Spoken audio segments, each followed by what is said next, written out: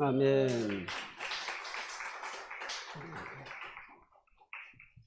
오늘 완전체로 다 한 분씩 빠지셨었는데 다 같이 함께 찬양 올려드려서 너무 감사드립니다.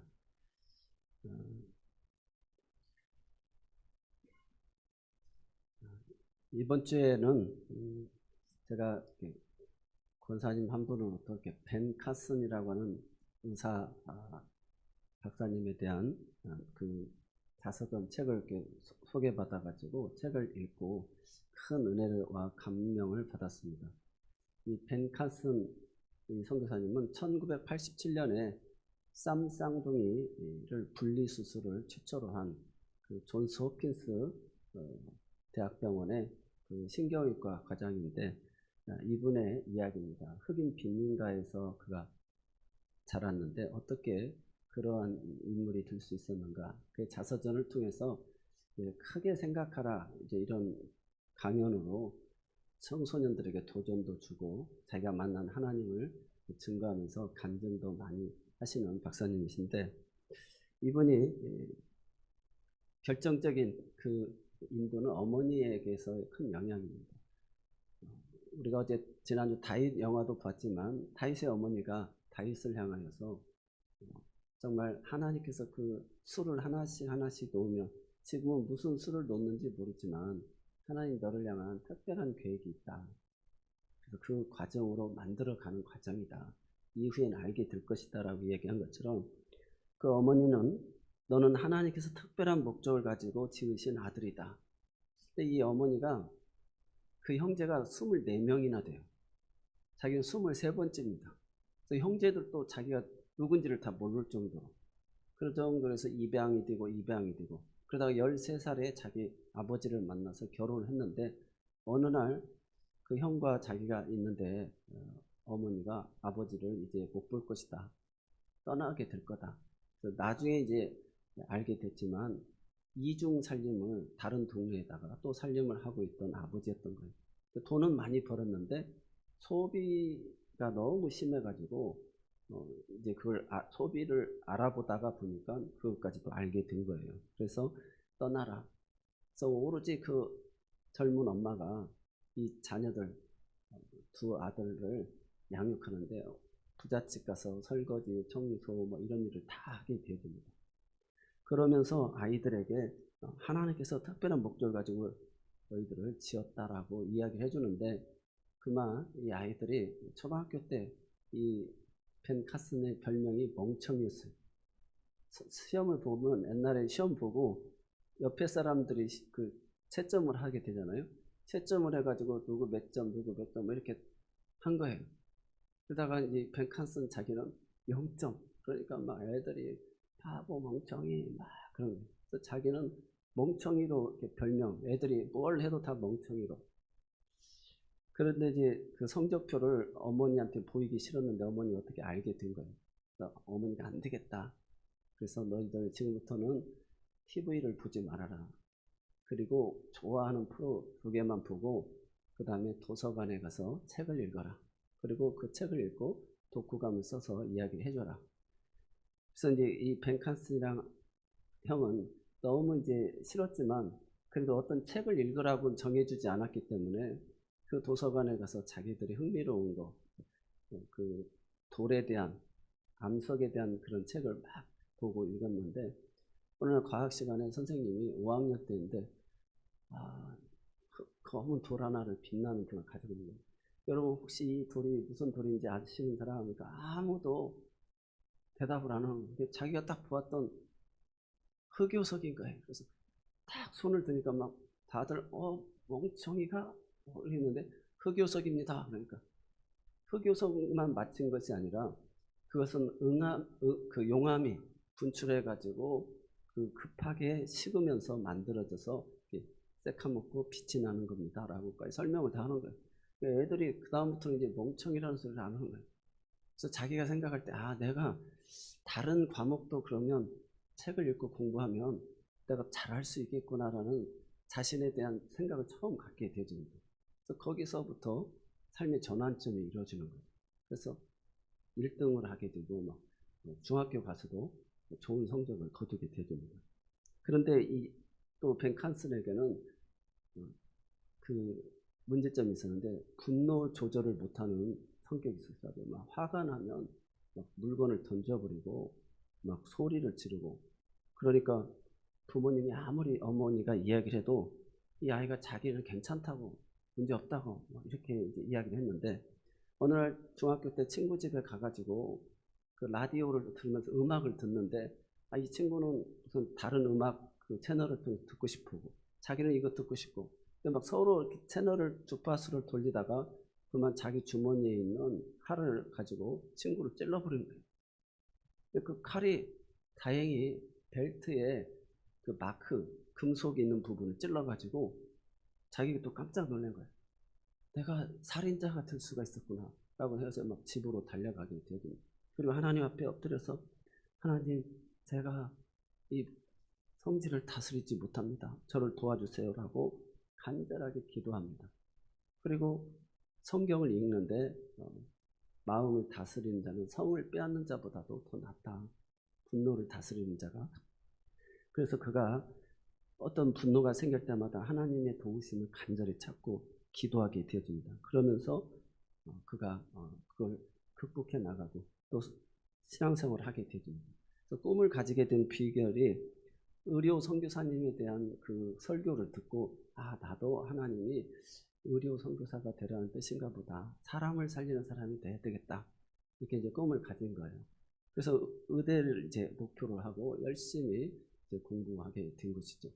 근데 이제 의대를 예일대로 이제 가서 그 미시간대 의대를 졸업반 때 다시 이렇게 또 갈 수가 있나 봐요. 가게 됐는데 자기가 그 의대에 가서 의사가 돼야 되는데 화학을 너무 못하는 거야. 화학을. 이걸 통과를 못하면 자기가 낙제가 돼서 안 되는데 그러면 학년이 더 늘어나야 되는데 자기는 빨리 학년을 맞춰야 자기 경제적으로도 어렵고 하니까 그래서 하나님 앞에 막 간절하게 기도를 했는데 그날 밤에 꿈에 어떤 노 신사가 나타나가지고 칠판에다가 막 화학 문제를 막 써주는 거예요. 그리고 그 옆에도 답도 다 달아주더라는 거예요. 가지고는 꿈이 너무 신기해가지고 깨자마자 그걸 또 다 자기가 적었다는 거예요. 근데 그 다음날 시험을 보는데 화학 시간에 그 선생님이 오셔가지고 똑같은 문제를 그대로 쓰더라는 거예요. 그래서 자기가 그대로 답을 써가지고 통과가 되었다는 거예요. 그리고 그동안 자기가 공부할 때 이렇게 벼락치기 공부를 많이 했는데 벼락치기 하고 한 3일 후가 되면 다 잊어버리더라는 거죠. 그래서 내가 그 다음부터는 자기가 철저히 평상시 준비를 해야 되겠다 하고 절대적으로 하나님의 은혜로 자기가 의대를 계속 이렇게 졸업할 수 있게 되어졌다라는 것을 알고 신앙생활을 잘 하게 되었습니다. 잘하면서 그가 이제 그 신경외과에 들어가게 되었는데 그 쌈 쌍둥이 수술을 최초로 했는데 60여 명의 존스 홉킨스 그 시설에서 신경과, 성형외과, 마취과 이런 모든 사람들을 한 6개월 동안 시뮬레이션을 해가지고 정말 세계 최초로 성공을 하게 되어서 그 다음에 남아프리카 공화국 가서 한번 실패도 한 적이 있고요. 그 다음에 또 이렇게 성공한 그런 사례들이 있습니다. 그러면서 그가 우리에게 이렇게 가져다 준 이제 그 교훈이 뭐냐면 꿈을 크게 가져라. 하나님 우리를 향한 계획이 다 있다.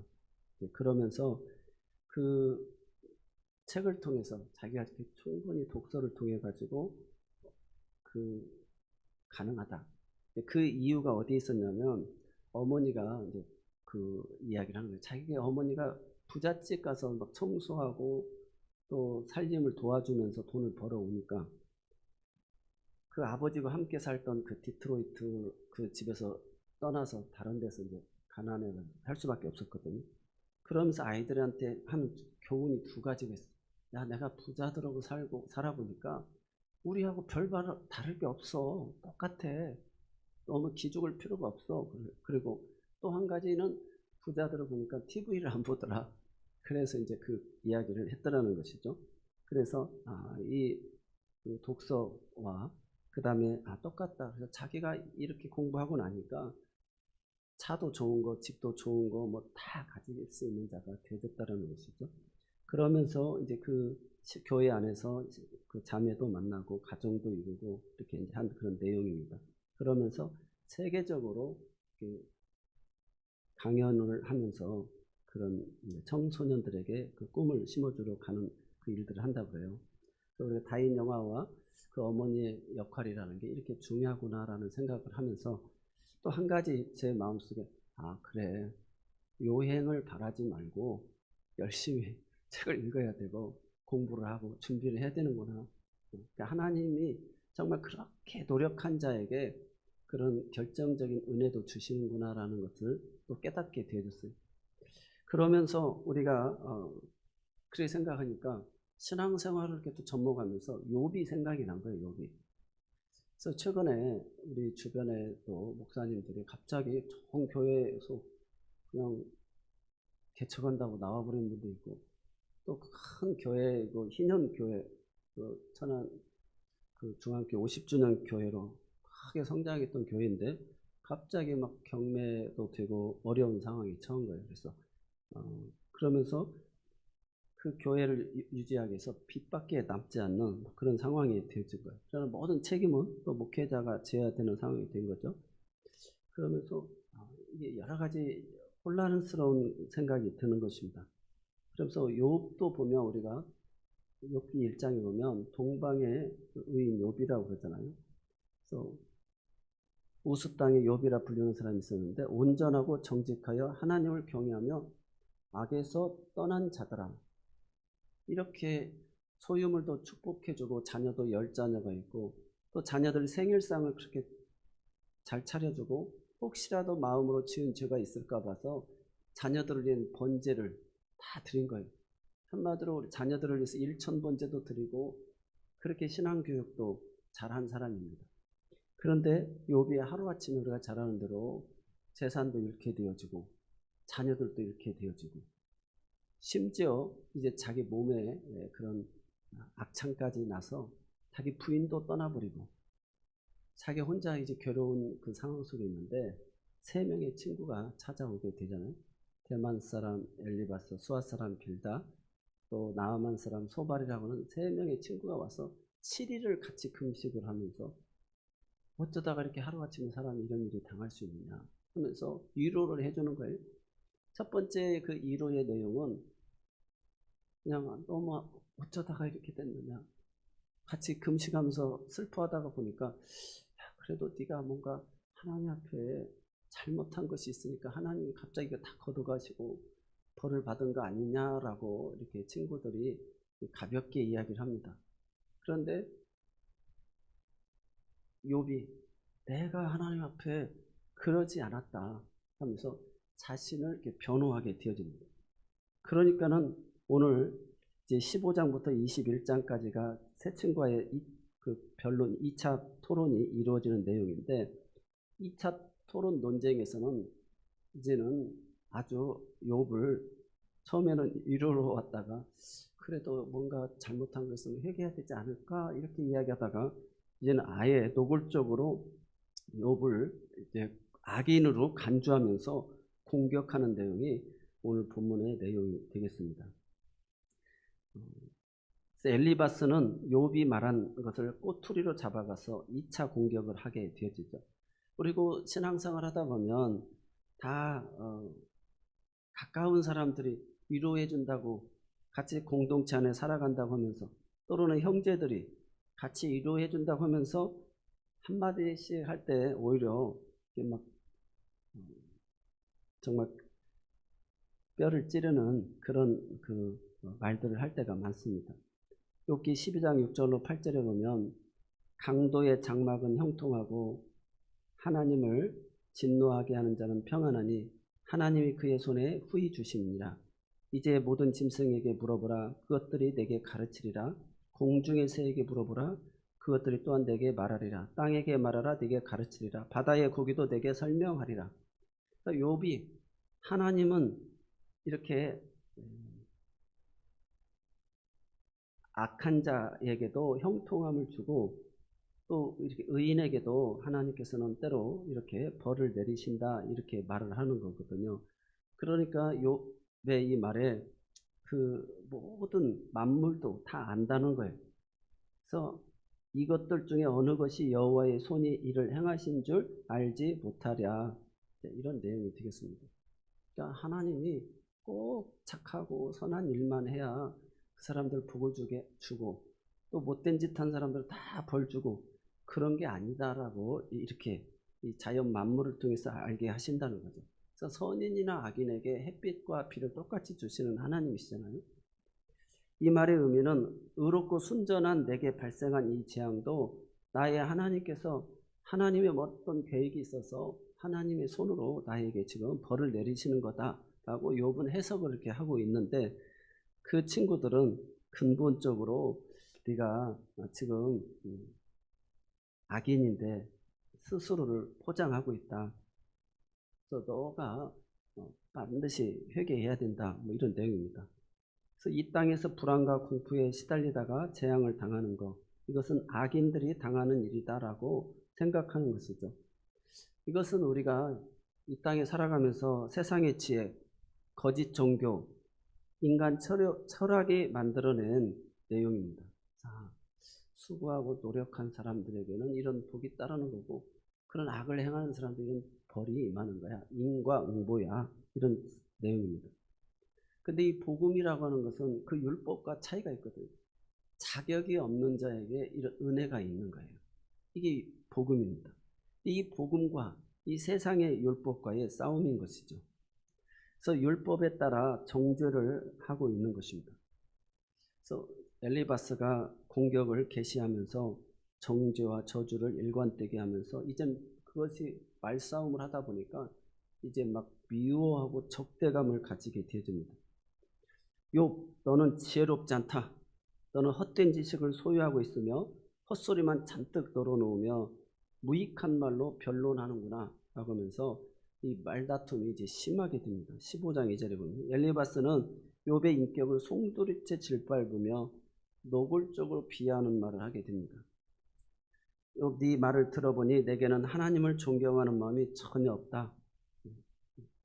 신앙마저도 정죄를 하고 아무 증거도 없이 욥이 당한 재앙과 그가 말하는 푸념들을 듣고 욥의 신앙을 정죄합니다.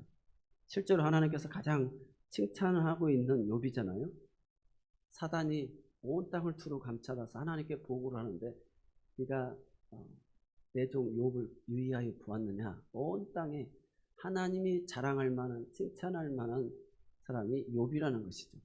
그러니까 사단이 하는 말이 아니 하나님 까닭없이 1장 9절로 11절에 보면 하나님을 경외하겠습니까?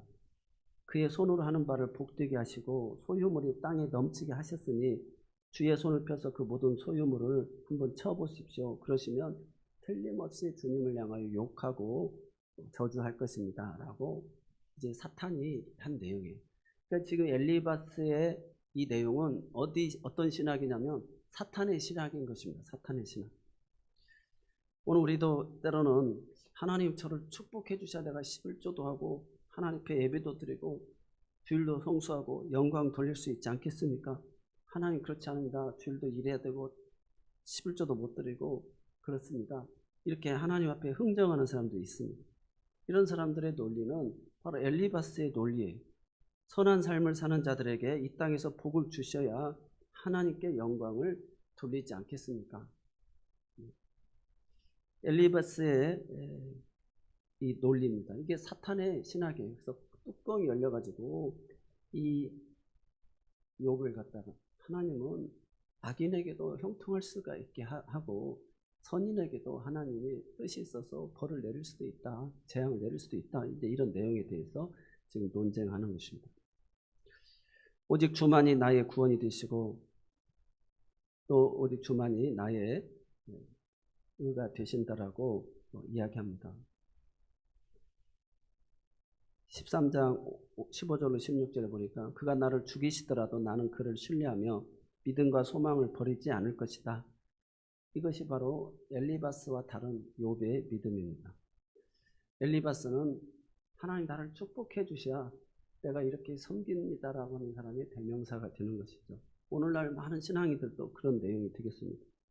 그러나 우리가 잘 아는 하박국 3장 17절로 19절에 보면 비록 무화과 나무가 무성하지 못하며 포도나무에 열매가 없으며 감람나무에 소출이 없으며 밭에 먹을 것이 없으며 우리의 양이 없으며 외양간에 소가 없을지라도 나는 여호와로 말미암아 즐거워하며 나의 구원의 하나님으로 말미암아 기뻐하리로다.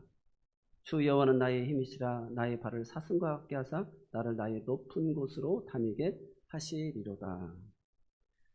또 우리가 다니엘서 3장 17절 18절에도 보면 느부갓네살 왕이여 우리가 섬기는 하나님이 계시다면 우리를 맹렬히 타는 풀무불 가운데서 능히 건져내시겠고 왕의 손에서도 건져내시리다. 그렇지 아니하실지라도 왕이여 우리가 왕의 신들을 섬기지도 아니하고 왕이 세우신 금신상에게 절하지도 아니할 줄을 아옵소서.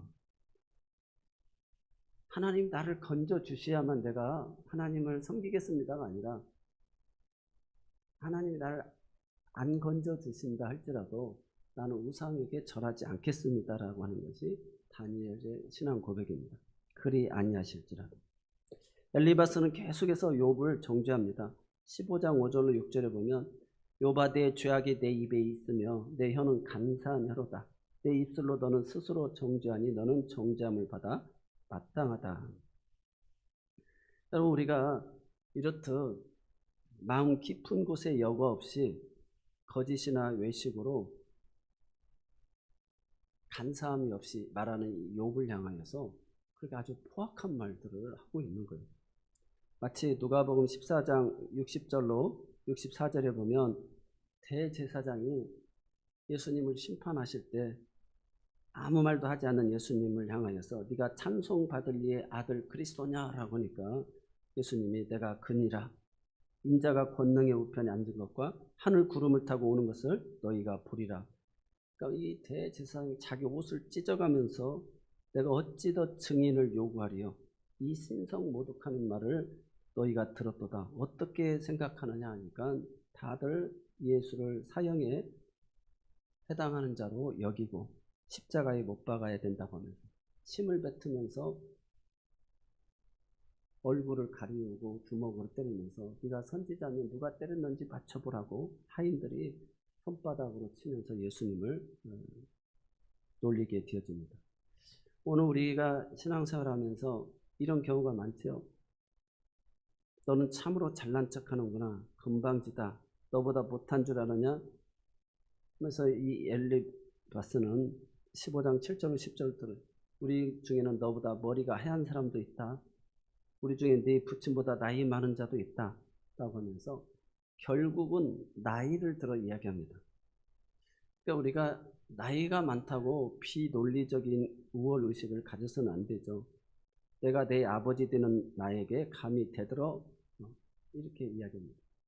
나이가 엘리바스가 한 10살에서 15살 정도 욥보다 많았을 거라는 거죠. 그래서 나이 많은 사람부터 차례로 이야기를 하는데 엘리바스가 많고 또 빌닷은 비슷한 나이일 거고 또 소발은 그보다 좀 더 젊은 나이이고 나중에 나오는 엘리후는 최고 어린 사람입니다. 어쨌든 이 엘리바스는 지금 나이까지 들어가면서 내가 네 아버지하고도 비슷할 수도 있는데 네가 이렇게 자꾸 우기고 막 고집을 피우냐 이런 내용이 되겠습니다. 욥이 한 말을 가지고 공격을 하는데요. 싸움을 하다 보면 다툼을 하다 보면 꼬리에 꼬리를 물고 하듯이 15장 14절로 16절에 보면 사람이 어찌 깨끗하겠느냐 여인에게서 난 자가 어찌 의롭겠느냐 하나님은 거룩한 자들을 믿지 아니하시나니 하늘이라도 그가 보시기에 부정하거든 하물며 악을 저지르기를 물 마신 같이 하는 가증하고 부패한 사람을 용납하시겠느냐라고 하면서 욥이 너 죄인이다. 엘리바스가 이렇게 이야기합니다. 자신의 출신 배경과 경험까지 자랑하면서 이 욥을 헐뜯는 것이죠.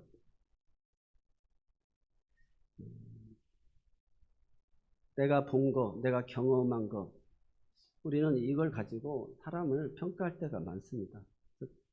꼰대라고도 하는데 나이 많은 사람들이 오히려 젊은 사람들을 이렇게 정죄할 때가 많습니다. 엘리바스가 그가 배운 전통적인 지혜를 가지고 욥을 포악하고 그런 강포자로 간주하면서 저주를 내리는 내용이 되겠습니다. 7가지의 재앙을 욥에게 선포를 하는데 15장 20절로 32절까지 보면 그 귀에는 놀라운 소리가 들려서 형통 중에 멸망할 것이고 그 후 어둠이 찾아올 것이고 곧바로 칼날로 인한 죽음이 임할 것이고 거지가 되어 식물을 찾아 헤매게 되고 흑암 가운데 살아가게 될 것이고 네가 환난과 고통을 당하게 된 이유는 하나님을 대적하여 교만하였기 때문이다. 전능자를 배반하였기 때문이다. 그럼에도 망한 이 사람은 목을 굳게 하고 하나님을 치려고 달려드는구나. 하지만 그가 과거에는 얼굴에 살이 찌고 그 허리가 배가 불러 기름이 가득 찼어도 결국 졸지에 망하지 않겠느냐. 너는 악인 중에 악인이로다.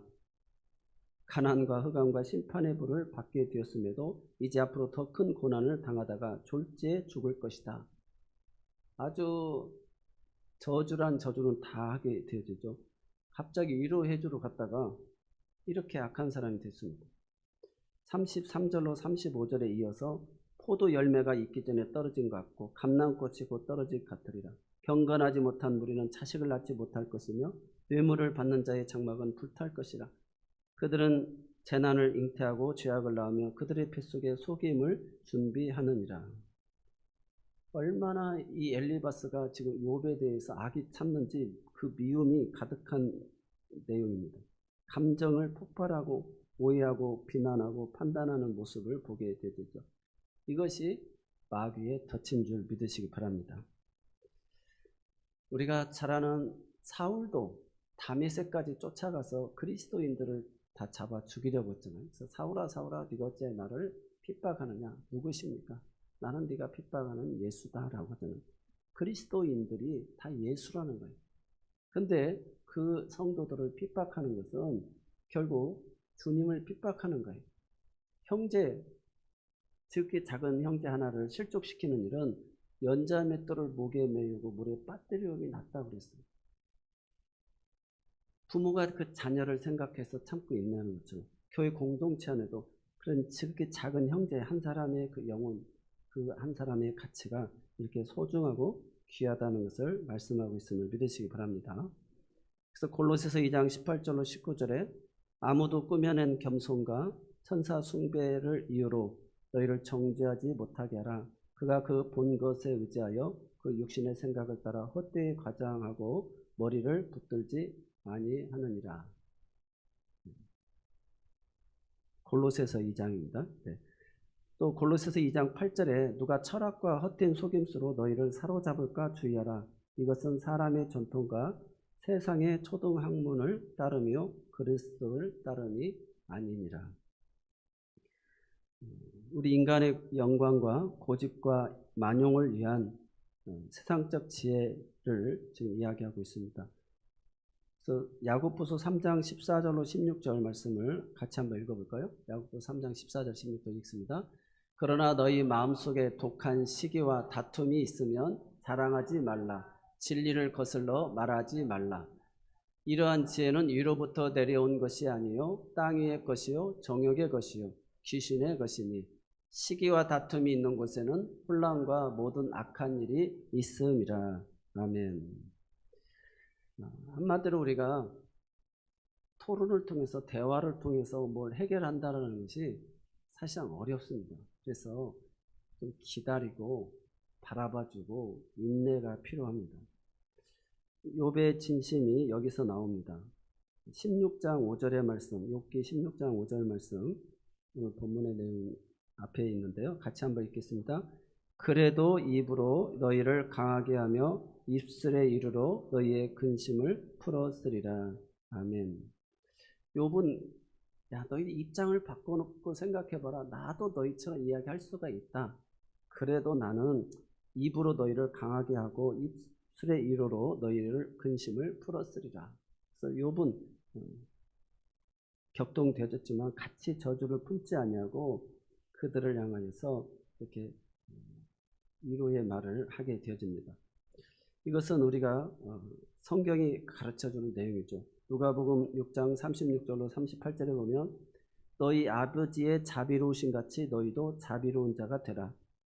또 용서하라 그리하면 너희가 용서를 받을 것이고 38절에 보면 너희가 헤아리는 그 헤아림으로 너희도 헤아림을 도로 받을 것이니라. 또 로마서 12장 20절로 21절에 내 원수가 줄이거든 먹이고 목마르거든 마시게 하라. 그리함으로 네가 숯불을 그 머리에 쌓아 놓으리라. 악에게 지지 말고 선을 악으로 이기라. 사랑하는 성도 여러분, 오늘 서론에서 어떻게 보면 벤칸슨의 이야기는 어머니 교육을 따라서 그래 열심히 책을 읽고 공부하고 그렇게 노력한 자에게 하나님은 때로는 기적이라고 하는 은혜도 주셔서 겸손하게 하고 그런 선물도 주시지만 때로는 우리가 생각지 못한 욕과 같이 하나님의 자랑이 되는 사람이 목회를 잘하다가도 어려운 일을 당할 수도 있고 그 환경이 그럴 수가 있다는 것이죠. 그래서 그것을 우리가 이런 엘리바스와 같은 눈으로 판단하고 정죄해서는 안 된다는 것입니다. 그래서 원수가 줄이거든 먹이고 목마르거든 마시게 하라. 그리함으로 네가 숯불을 그 머리에 쌓아 놓으리라. 선으로 악을 이기라 이렇게 말씀하고 계십니다. 오늘 예수님께서 누가복음 23장 34절에 아버지 저들을 사하여 주옵소서 자기들의 하는 것을 알지 못하니이다. 사랑하는 성도 여러분, 오늘 이 내용을 집에 가서 한번 더 자세히 읽어보시면 6절로 16절 계속해서 이야기하는 것이 17절에 나의 기도는 정결하다. 내 손에는 포악이 없다. 욥이 자기 자신은 나는 정말 잘못한 게 없다. 그럼에도 불구하고 욥에게 있어서 구원에 대한 확신이 없습니다. 그래도 사람은 아무리 내가 잘못한 게 없지만 구원의 확신이 없는 거예요. 나도 죄를 지었다라는 거죠. 그래서 욥이 오늘 본문에 이야기하는 내용입니다. 핵심입니다. 18절로 22절 같이 한번 읽겠습니다. 땅아 내 피를 가리지 말라. 나의 부르짖음이 쉴 자리를 잡지 못하게 하라. 지금 나의 증인이 하늘에 계시고 나의 중보자가 높은 데 계시니라. 나의 친구는 나를 조롱하고 내 눈은 하나님을 향하여 눈물을 흘리니 사람과 하나님 사이에와 인자와 그 이웃 사이에 중재하시기를 원하노니 수년이 지나면 나는 돌아오지 못할 길로 갈 것임이니라. 아멘. 자신이 그래도 구원의 확신이 없어서 높은 데 중보자가 계신다는 거예요. 사람과 사람 사이에 우리의 중재자가 계신다는 것입니다. 그래서 하나님은 오늘 또 우리에게 성령을 보내주셔서 증인이 되게 해주신 줄로 믿습니다. 그래서 오늘 또 우리로 하여금 구원의 확신, 또 하나님이 나를 강하게 하시고 용서받은 자의 모습으로 우리에게 믿음을 떨어지지 않도록 주시는 줄로 믿습니다. 욥은 빌닷과 대화하면서 모든 인간이 한결같이 하나님 앞에서 죄인이라는 것을 깨닫고 판결자를 요구하십니다. 그러니까 나도 보니까 죄인이다. 그렇지만 구원의 확신이 없다. 그런데 하나님이 판결자가 되어 주신다. 그래서 이제 그 빌닷과의 대화 속에서 깨닫게 되죠. 그러면서 중보자가 하나님의 말씀이시며 독생하신 하나님이신지라 그 어린 양으로서 십자가에서 죄를 속량하시고 부활 승천하셨으므로 그가 우리의 대제사장이 되어 주신다는 거예요. 그래서 우리가 히브리서 4장 14절로 16절 말씀 한번 더 읽겠습니다. 시작. 히브리서 4장 14, 16절. 그러므로 우리에게 큰 대제사장이 계시니 승천하시니 그 하나님의 아들 예수시라. 우리가 믿는 도리를 굳게 잡을지어다. 우리에게 있는 대제사장은 우리의 연약함을 동정하지 못하실 리가 아니요 모든 일에 우리와 똑같이 시험을 받으신 이로되 죄는 없으시니라. 그러므로 우리는 긍휼하심을 받고 때를 따라 돕는 은혜를 얻기 위하여 은혜의 보좌 앞에 담대히 나아갈 것이니라. 아멘. 사랑하는 성도 여러분, 결론을 맺겠습니다. 욥이 눈물을 흘리면서 하나님 앞에 중재를 구하는 기도를 드렸던 것처럼 때로는 내 삶의 환경에서 알 수 없는 어려운 일이 찾아왔잖아요.